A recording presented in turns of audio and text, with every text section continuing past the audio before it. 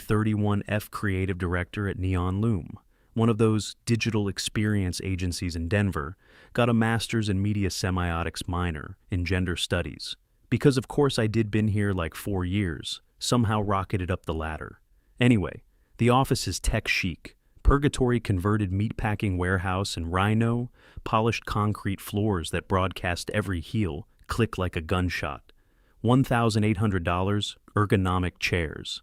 Nobody can adjust without summoning a demon. Kitchen has kombucha on tap, local cold brew in glass bottles, 3 kinds of ethically sourced oat milk. Like it's a religion. My job is vision, branding narrative, aesthetic strategy, AKA.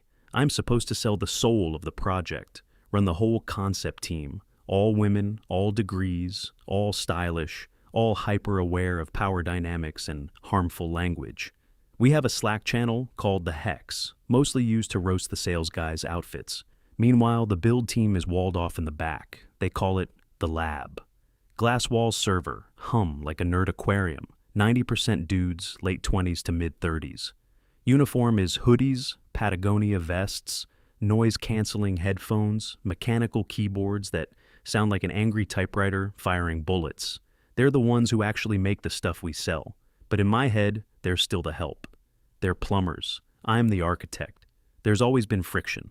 I pitch a 4D immersive scroll experience. They start whining about load times. I pitch an infinite canvas that breathes. They start yapping about mobile memory, limits. Feels like they exist solely to clip my wings. I tell myself I'm a progressive leader, radical empathy, holding space, all that. But lately, I swear the men in this office take up all of it. Not like HR level harassment, nothing. You can write up cleanly. It's the micro stuff, tiny interruptions, finishing my sentences, offering solutions before I even finish explaining. The problem makes my brain itch. I do have feminist besties though. Erin, 35, F, head of people ops, my work wife, scary smart, can weaponize HR language like a sniper sees patriarchy in the shape of a conference table, and Kenzie, 22F, junior designer, Gen Z, insanely talented, also made of glass talks and therapy. Terms like, it's her native language, she once cried because the printer felt hostile anyway, the inciting incident. Wednesday morning, 9:30 a.m. Kickoff meeting for Project Solstice client is a bougie wellness brand, launching a smart mirror, big money like a $540,000 retainer. If we don't screw it up, conference room is full account. People client folks on Zoom, my deck is on the big screen. I'm up front because this is my moment. Presenting the soul of the product. Spent my entire weekend building a mood board that goes insanely hard. Soft, light ritual, vibes, intimacy with technology, type nonsense. I'm in full flow, pacing hands, moving, voice steady. Talking about frictionless connection between user and mirror. When they approach, it shouldn't just turn on. It should awaken, camera reads their mood, lighting temperature shifts instantly. I pause on purpose, waiting for the approving nods. Then Brett from the build team speaks from the back. No, hand, no, quick question. Just blurts it out like he owns the room. Prototype camera has like a 3.2 second wake latency. Can't do instant mood detection without murdering the battery. It has to be a manual touch to wake. Room goes dead. My flow state evaporates, feels like someone unplugged my performance mid-song. I look at Brett, he's not even looking at me. Eyes glued to his iPad, scrolling specs like he's ordering off a menu. Another dev, Nate, nods beside him. Yeah, physics. If we keep the camera always on, battery dies in like 45 minutes. Unless you want it chained to a wall outlet, which kills the whole aesthetic. They're doing it again, hijacking the narrative with numbers, turning my pitch into a hardware lecture. I feel heat climb up my neck, hands go tight. Brett, I say, voice that fake calm tightness. We're in the dreaming phase right now. Can we stay with the big picture before we spiral into technicalities? Brett finally looks up, calm expression, slow blink, like a lizard with a salary. I'm not shutting it down. I'm just giving you the sandbox boundaries so you don't design something we can't build. And something in me just snaps. I don't need boundaries right now, I say. I need you to listen to the vision. When you jump in with latency and battery math, you derail the emotional resonance of the pitch. Brett does this tiny shrug. Okay. Just trying to save you a rewrite later. Save you like I'm some helpless girl scribbling with crayons, like he's the adult, stopping me from touching the stove. I finish the presentation anyway, but the magic is gone. I fly through the rest of the slides on autopilot. My voice sounds flatter even to me. I sit down internally, boiling. Aaron catches my eye across the table, gives me that look, the we need to deal with this look. Later we do the strategy. Lunch, me, Aaron. Kenzie walked to this vegan taco place down the street. Industrial murals, plants everywhere. Music that sounds like a yoga class trying to seduce you. I'm ranting the second we sit, tearing apart my jackfruit taco with a plastic fork. Like it wronged me. It's the entitlement, I tell them. He thinks technical trivia outranks my creative direction. And he didn't even apologize. He just shrugged like I was wasting his time. Kenzie looks genuinely shaken, eyes wide, like she watched a car crash. That was literally verbal violence, she says. He cut you off and took the floor. It triggered my anxiety so bad. I felt unsafe just watching it. She hugs her water cup like it's emotional support. Erin's jaw is tight. She's already mentally drafting policy language. Kenzie keeps going. Does he not realize how much space he takes up? And I just sit there fuming because, yeah, that's exactly it. Erin sips her hibiscus tea like she's in a courtroom, eyes cold behind those overpriced glasses. We can't make a rule against talking, she says. That's just censorship with a cute font. If it's in writing, they'll lawyer brain their way around it. I stab my taco again. So what do we do? Because I can't keep getting cut off like that. It's eating my authority alive. Erin doesn't even blink. We change the culture, she says. We police the vibe. We make unsolicited help cost something socially. I lean in. Okay, explain. Erin tilts her head. We reframe their helpfulness as dominance, she says. When he interrupts, we don't debate the spec. We flag the behavior, make it awkward, make it embarrassing, turn it into an accountability moment. Kenzie nods way too hard like she's watching a TED Talk. Erin smiles. Small and sharp, we make an environment where they're scared to speak unless they're 110% sure they're not stepping on someone's toes. Make them second guess every syllable. And I feel my chest loosen because that's exactly what I want. We hatch it right there over vegan tacos. No memos, no official policy change that has to be filed, just coordinated social pressure, relentless tight, quietly brutal. We're gonna make the lab afraid to inhale. Execution starts immediately. Day one, later that afternoon, I'm walking past Kenzie's desk in the open area. She's fighting an After Effects render fans, screaming progress bar frozen. She does this big theatrical sigh and drops her head into her hands. Perfect Brett walks by on his way to the coffee station. He pauses like he heard a wounded animal, leans over her monitor, points at her timeline. Oh, your comp's at the wrong frame rate, he says. Switch it to 30 and it'll stop choking. Then he reaches for her mouse like he owns the airspace. I swoop in hard. Brett. I don't even mean to bark it like that, but it comes out sharp. Whole office goes quiet like someone hit mute. Brett yanks his hand back like the mouse is electrified. What? I step closer, arms crossed, chin up, making sure my body is a wall. Did Kenzie ask you for help? Brett looks genuinely confused. No, but I heard her sigh, and I saw the error. So you assumed she couldn't handle it? No, I know the fix, and I go louder. Loud enough for interns, loud enough for the CEO walking by with a LaCroix. Kenzie is a professional designer. When you hover over her and grab her mouse, you create a huge pressure dynamic. It's condescending. It's savior behavior. Brett blinks fast, looks around like he just realized he's on stage. I was just trying to help. I don't let him off. Your intent doesn't erase the impact, I say. And right then Erin appears in her doorway, like she timed it. Wow, Erin says. Calm as a surgeon, right on schedule. Your intention was support. The impact was you taking control. You took up her space. Brett's face goes red in layers. He finally notices everyone staring. He finally realizes he's the villain in this little office scene. His voice gets small. Okay, sorry. I'll let her handle it. He walks off fast, head down, shoulders tight, like he's escaping a crime scene. Kenzie looks up at me, eyes shiny, voice tiny. Thank you, she whispers. I felt so small when he did that. I put on my warm leader voice. "I've got you," I say, and I feel it that rush straight to the spine, like I just discovered a cheat code. No handbook needed, no rules. Just shame the next couple weeks we don't let up. We go hard every time a guy opens his mouth in a meeting. I pause long, pause slow, inhale like he just burped during a eulogy. Then I look at him with pure disapproval. Nate tries to jump in once while I'm talking. "Actually," I hold up a finger like a traffic cop. "Nate," I say, terrifyingly calm. "It feels like you're interrupting to center your own voice right now. Can we let the creative team finish?"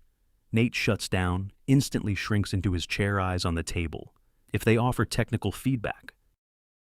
I don't debate it anymore. I shut it down at the root. "I don't need the how right now," I say. "I don't need the logic. I need you to sit with the why." You jump straight to execution because you're uncomfortable with emotion.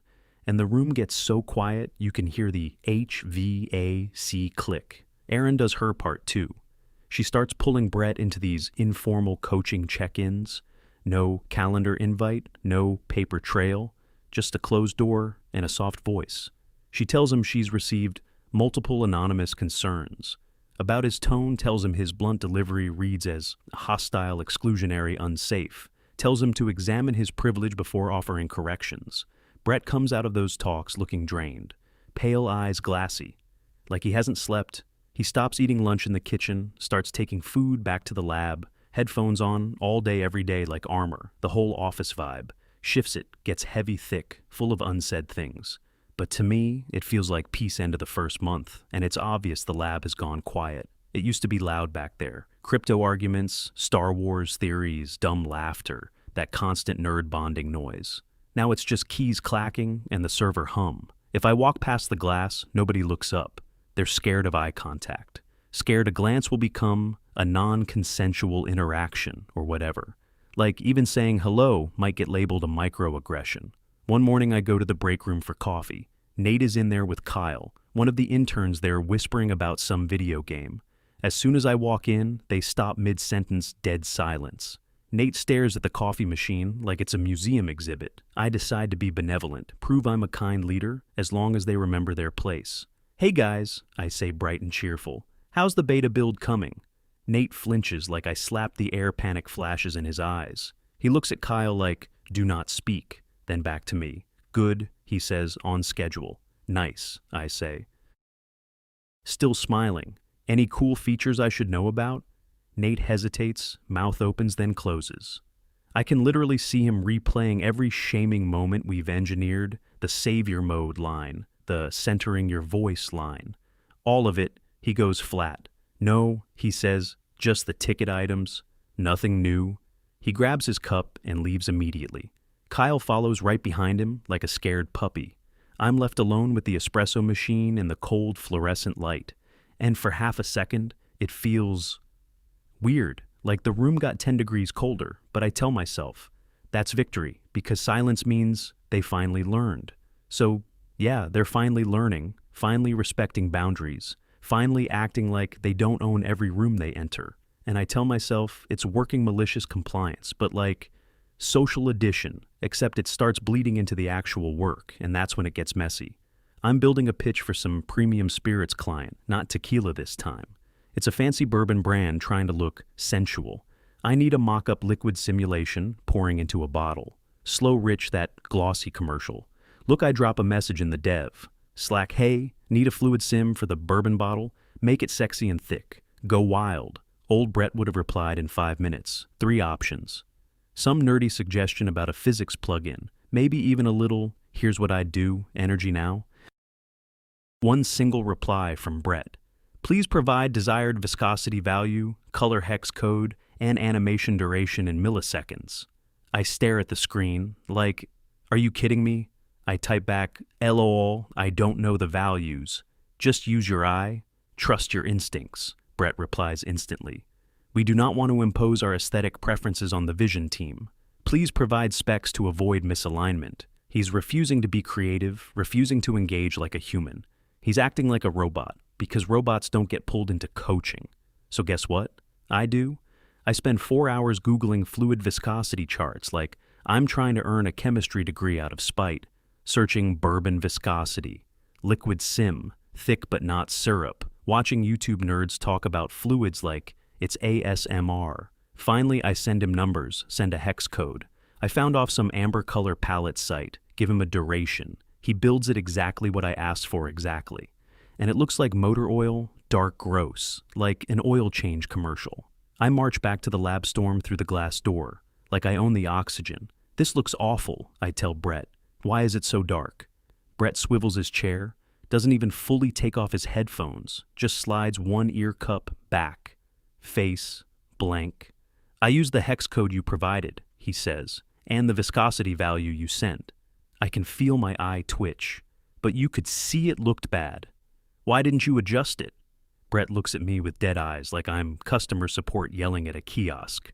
I didn't want to overstep, he says. You were very specific. If I changed it, I'd be centering my own opinion. Then he turns back to his monitor, like the conversation is done. I'm furious, but I can't punish him, because he did it perfectly. He followed my instructions, he followed the culture, he respected my space so hard, he let me eat the failure myself. Month 2 hits and the agency feels split down.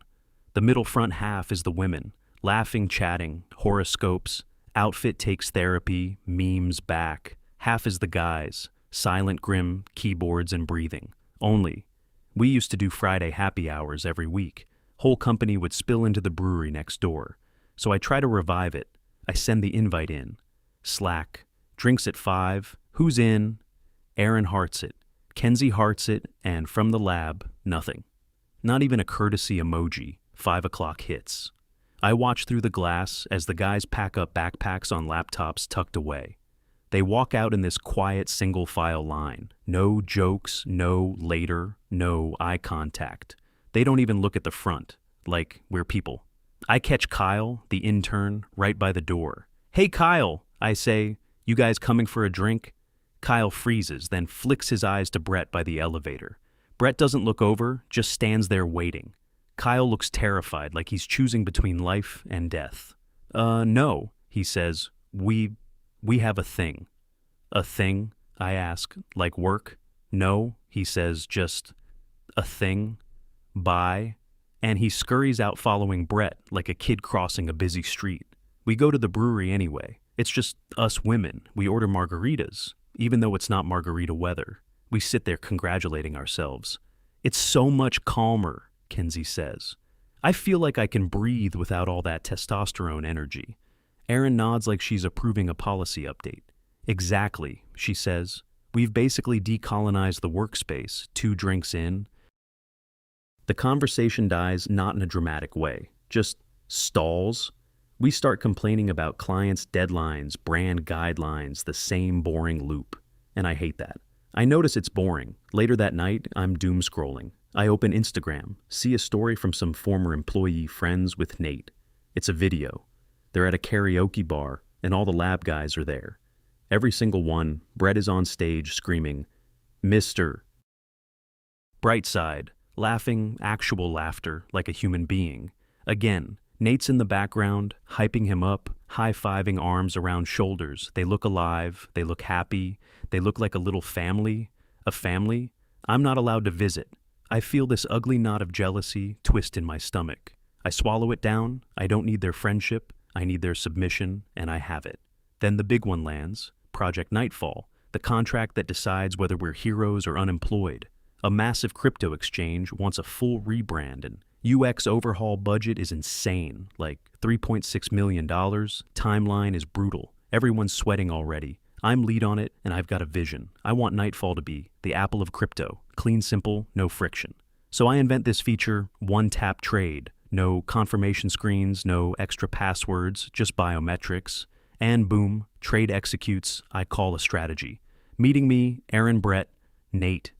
I present the one-tap concept, pacing in front of the whiteboard.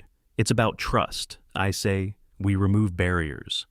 We make spending money feel as easy as liking a photo. And I look at Brett because even I know, deep down, this is risky. Crypto is a security dumpster fire on a good day. I wait for him to push back. I wait for the what about fraud speech. I wait for him to annoy me with reality. Brett stares at the whiteboard, then at Nate. Nate stares at his shoes. Nobody says a word. Finally, Brett nods slowly. Okay, he says, we can build endpoints for that. I poke at him. You don't think that's too risky? Brett meets my eyes. Expression totally unreadable. Polite, empty. You're the creative director, he says. It's your vision. If you want zero friction, we'll build zero friction. I get that weird cold feeling in my ribs. I don't want you to just agree with me, I say, testing him. Brett doesn't blink. I'm not just agreeing. He says, I'm listening. I'm holding space for your concept. He's using my words, my language, like he swallowed a therapy book and turned it into a shield. My skin goes tight. Okay, I say, trying to sound normal. Let's do it. Next month is a blur. Stand-ups tickets late nights and the beta gets built. The UI is gorgeous, like genuinely clean lines, soft gradients, that smug premium feeling. And the one-tap trade works perfectly too perfectly. It's instant, dangerously smooth. You tap, your thumb hits the sensor, and it's done fast. Like gambling, addictive like social media. I demo it to the client. Their CEO is basically vibrating middle-aged guy with too much confidence and a gold watch. He leans in like it's magic. Then he slams the table and yells, "This is the future. Launch it. Launch it right now." We go live. We throw the launch party in the office because of course we do.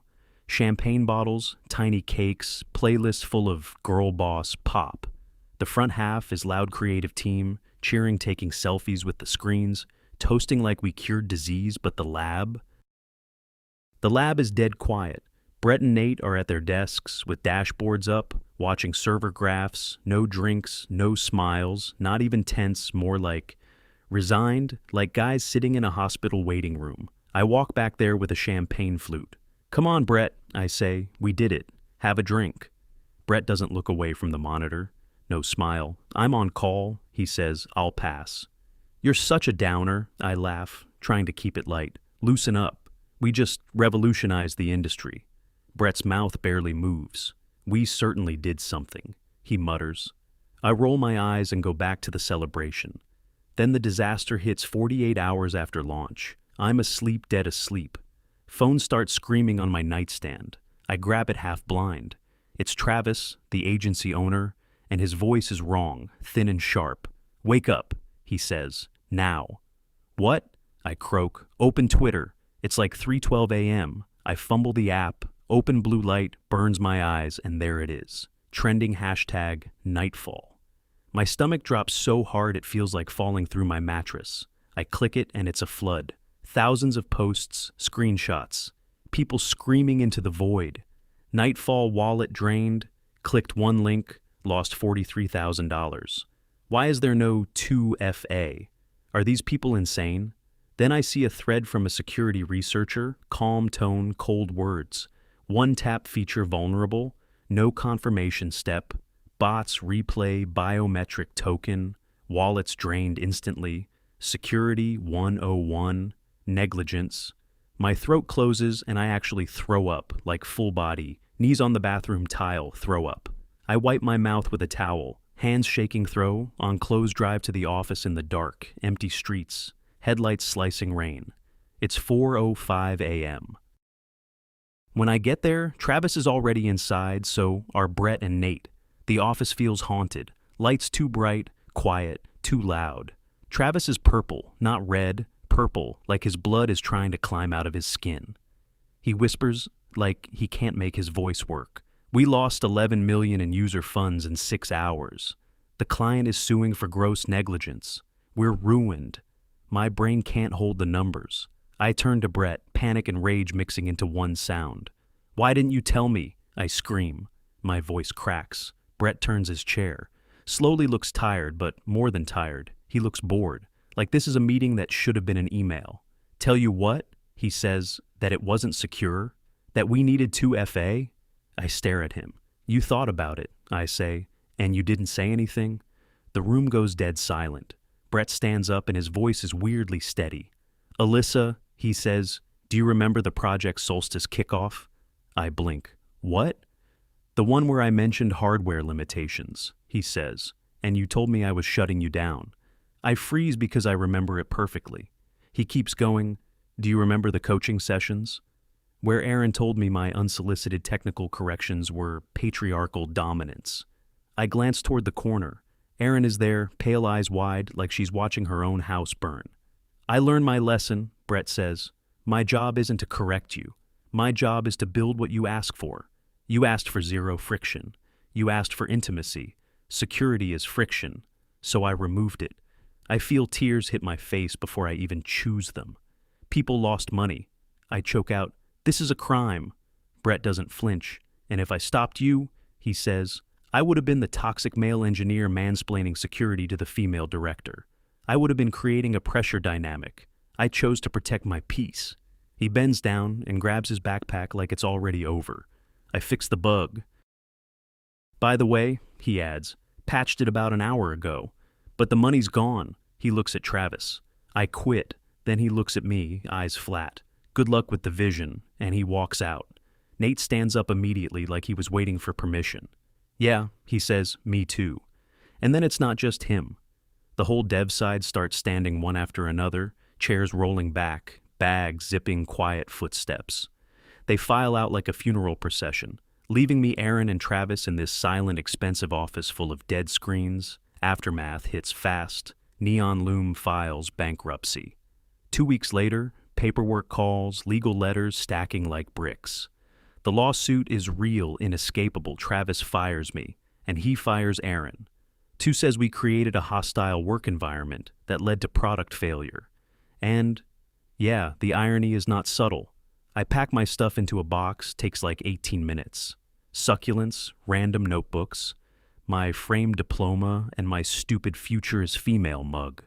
I walk through the office, it's dead quiet. The lab is empty, servers off, no humming, no keyboard, fire, just echoing footsteps on that polished concrete. I get to the elevator, hit the button, stand there, waiting with my cardboard box like a cliché. I check my phone to avoid crying in public. LinkedIn notification pops up. Brett posted an update, new job, lead architect at some big cybersecurity company in Chicago. Post has like 600 likes already. Nate commented, "King behavior." My throat does this ugly tightening thing like a sob trying to claw its way out. Elevator doors open. I step inside, polished steel walls show my reflection. I look professional. I look powerful. I look like a leader, but it's just me standing in a metal box holding a plant and a mug. Doors close. I go down, walk out to the parking lot. It's raining cold rain, the kind that makes everything gray. I get into my electric car. Not a Tesla. Something similarly obnoxious. I don't start it. I just sit there with the box on the passenger seat, listening to rain tap the roof, thinking about how mad I used to get when they interrupted me, how much I hated being corrected, and it hits me like a punch. Their interruptions were the only thing holding the ceiling up, and I ripped the ceiling down myself because I didn't like the noise. I finally drive home. No music, no podcasts, just windshield wipers, rain, and the heavy knowledge that nobody is ever going to interrupt me again.